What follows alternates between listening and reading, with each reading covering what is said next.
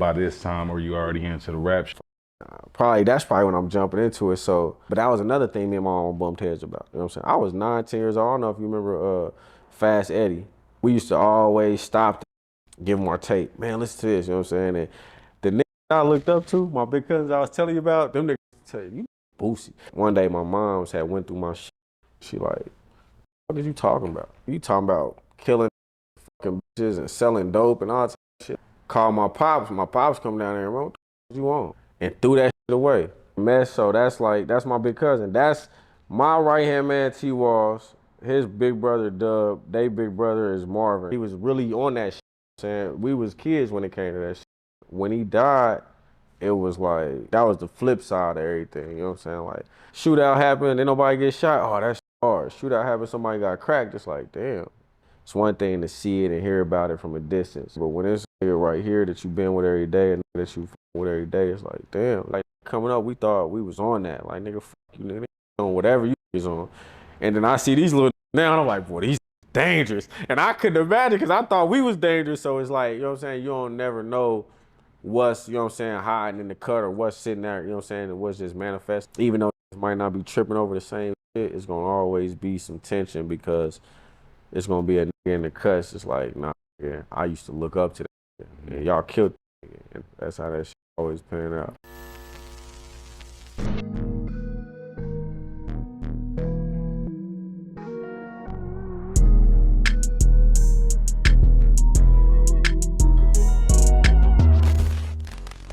By this time, were you already into the rap shit? Fuck, nah. That's probably when I'm jumping into it. So with the rap shit coming up, that's what I was on. But that was another thing me and my mom bumped heads about. You know what I'm saying? I was 9, 10 years old. I don't know if you remember Fast Eddie. You know what I'm saying? DJ, you know what I'm saying? Nigga named Fast Eddie, kind of chunky nigga, had a perm and shit, had a little motherfucker, he had a little Acura, a little bitty ass Acura though, but it was, you know what I'm saying? Nigga had rims on it and shit. But we used to always stop the nigga, me and my cousin T, you know what I'm saying? Stop the nigga, give him our tape. Man, listen to this, you know what I'm saying? And when I think back, it's like, man, we had to be 11, 12 years old, bro. And that nigga had to be like, man, you little niggas is crazy. You know what I'm saying? Just take the tape and going about his business. But we was on that shit every day, rapping. Kind of shoot me into that real quick. So when did you kind of start? Probably when we was like 10, 11, you know what I'm saying? When we got that little, what the fuck, that Fisher Price recorder, you know what I'm saying? And we was just fucking around, bro. But you know how that shit go. When you fucking around with that shit, man, it get addictive. You know what I'm saying? You like, oh, this shit hard. You know what I'm saying? And you just doing that shit. And we was doing that shit for probably about, the niggas that I looked up to, my big cousins I was telling you about, them niggas used to tell you niggas boosie. Like that was the first, you know what I'm saying? Like we'd be walking around downstairs in the living room and we'd be trying to rap. We'd be like, oh, hold on, start it over. And them niggas would come downstairs like, you niggas boosie. Like, what the fuck is you niggas doing? You niggas boosie. Like, get the fuck out. You know what I mean? With that dumb ass shit. Get the fuck. That's how niggas handle this, bro. And we just be like, whatever, nigga. We ain't give a fuck. And one day my mom's had went through my shit, found it. I think that might have been one of the, you know what I'm saying, one of the lines in the sand that she drew too. Cause she like, what the fuck is you talking about? You know what I'm saying? Like, nigga, you talking about killing niggas and fucking bitches and selling dope and all type of shit. Like, nigga, get the fuck out of here. You know what I'm saying? Call my pops come down there, man, what the fuck is you on? You know what I'm saying? Like, what the fuck on with that shit? Ooh, and threw that shit away. And I'm like, man, fuck that shit. You know what I'm saying? You know what I'm saying? Coming up back then, who was you listening to? Man, Lonely Coleon, Rich.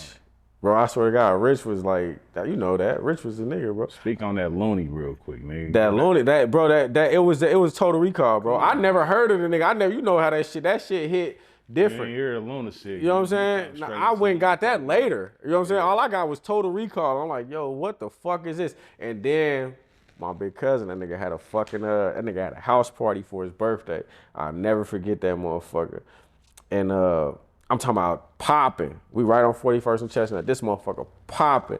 He got all bad bitches in this motherfucker, all thorough niggas in this motherfucker. You know, I mean, I was in the 6th grade, so that nigga had to be in the 9th grade, maybe, you know what I mean? So he really wasn't, you know what I mean? He was a kid too, for real, when I think back. But that Looney, who the man when it come to this gangster shit? And then I just remember when that motherfucker, when he say thug shit, everybody in the party like Trey shit. And I was like, oh, I'm tired, you know, they'll run that motherfucker back. Trey, I'm like, oh yeah, this shit hard. I'll never forget, that was the night, bro.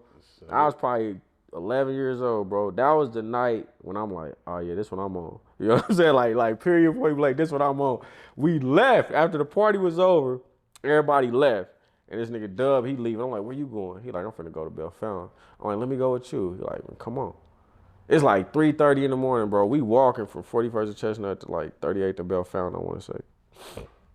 We walking. And I'm just with these niggas, you know what I'm saying? It's about 15 niggas. Niggas got guns, niggas kids for real, but niggas older than me, but niggas on something, but niggas really ain't on shit. Like, I'm just looking like, yeah, this what I'm on. You know what I'm saying? I'm just making my mind up as I'm walking, like, yeah, this what I'm gonna do. I'm about 11. This is sixth grade year. This matter of fact, I'll tell you when, because that nigga birthday August the 1st. So it's probably around August of my sixth grade year. Around the era that your big homies around the trades and all that shit. So was you around then and fucked with all? Nah, I'm coming around. This about 99. 99. It gotta be Total Recall year. So was you fucking around with any of the niggas around your neighborhood that was popping around then? Oh, I was a kid, bro. Like Marvin is my big cousin. I'm gonna call you when I'm done. So around then, this when, you know, all the shit popping with the third wall and all that. With well, all the older niggas and shit. And Mess, so that's my big cousin. That's my right-hand man, T-Walls. His big brother, Dub, they big brother is Marvin, you know what I'm saying? And that was the nigga that I used to be like, but that was the nigga that you see and he like, you niggas get the fuck on. You know what I'm saying? Like, that was the nigga that you know what I mean? You be like, he was just old, he was really on that shit, you know what I'm saying? We was kids when it came to that shit. But I seen him, and then I seen Dub, you know what I'm saying? And I'm like, all right. Marvin would never take a nigga with him or be on no shit like that. He was a grown ass man. In that regard, he was probably 20, you know what I mean? 19, maybe 20. I was a fucking 11-year-old kid. Niggas wasn't fucking with me like that. But I'm coming around other niggas that's 11, 12, 13 years old, right? You know what I'm saying? That's seeing the same shit that I'm seeing. It's like, nigga, we on the same shit you on. Like, we trying to hang and bang the same way you trying to hang and bang, you know what I'm saying? So just coming up, that's what it was. And when he died, it was like, damn, this shit, you know what I mean? Like, that was the flip side of everything, you know what I'm saying? Like, niggas didn't see that, niggas weren't thinking about that. Like, that shit, you know what I'm saying, was different for everybody, for real, especially for me, because, like, I never, you know what I mean, like, street niggas, you know what I'm saying, in the shit like that, you know what I mean, on shit like that.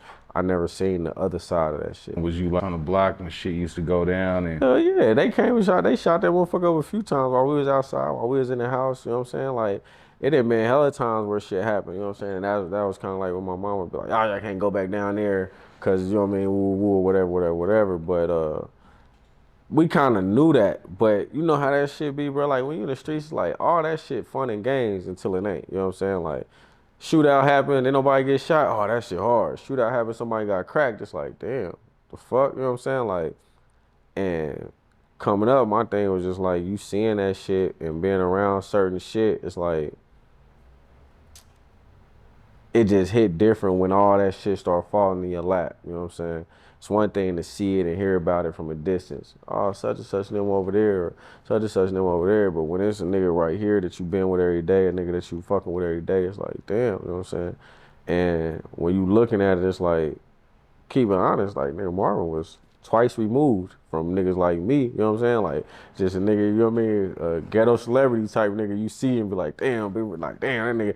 But the only flip part about it was, I'm in the house where he at, you know what I'm saying? Like, nigga, I'm around, like, nigga, I'm over here playing the game, he in the next room with his bitch, whatever, you know what I mean? Like, I'm close, you know what I'm saying? Like, I ain't too far removed, but niggas like T and Dub was niggas that I was like, you know what I'm saying? Like, that I could actually walk with, you know what I'm saying? Talk with, niggas that I could kick it with and fuck around with and ride in the car with, you know what I'm saying? It was, you know what I'm saying? But seeing this shit, even like niggas like Buns, like, I used to see Buns with Mess all the time, like, you know what I mean? So when you look up 5, 6, 7 years later, now I'm in the car with Buns, it's like, and I think that's how a lot of that street shit take off. You got niggas that you don't know, you know what I'm saying, that's sitting on a bench waiting to get in the game. And you would never expect it, you know what I'm saying? You like, oh, nigga, you know what I'm saying? We stopped at starting 5. Like, you don't know. Like, you got some little niggas on the bench that's hungry, some little niggas that's in the stands, some towel boys or some water boys or whatever, you know what I'm saying, that can't wait, you know what I'm saying, to get a shot. And I think that's how a lot of that street shit escalate to the next level, cause it's like, oh, y'all might think y'all on something. Same shit with us. We were just talking about that shit before we turned the cameras on. Same shit with us. It's like, nigga, coming up, we thought we was on that. Like, nigga, fuck you, nigga. We on whatever you niggas on. And then I see these little niggas now, and I'm like, boy, these niggas dangerous. And I couldn't imagine, because I thought we was dangerous. So it's like, you know what I'm saying? You don't never know what's, you know what I'm saying, hiding in the cut, or what's sitting there, you know what I'm saying, and what's just manifesting, waiting to come out. And it's like, you know what I'm saying, in a lot of ways, it's like that shit have never really, you know what I'm saying, die down in that regard.